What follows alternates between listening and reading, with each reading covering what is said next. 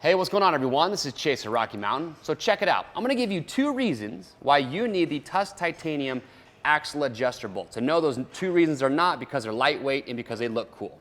The first reason is because it's a lot stronger, a lot harder metal than the stock adjuster bolts that came on your bike. And if you've ever rounded off the edges on your adjuster nut or just the adjuster bolt itself, it can become a nightmare. Sometimes they're so rounded off, you can't even really tighten them down as much as you need to.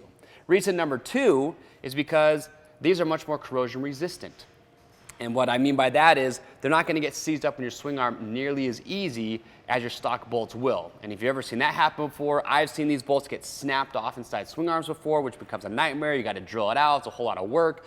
So those are the 2 reasons why you need these. It's a harder metal. The edges on the bolt and the nut are not going to round off nearly as easily, and they're much more corrosion resistant. And on top of that, look, they look awesome and they're super lightweight, and you get to tell all your friends that you have titanium bolts on your dirt bike. So do not hesitate.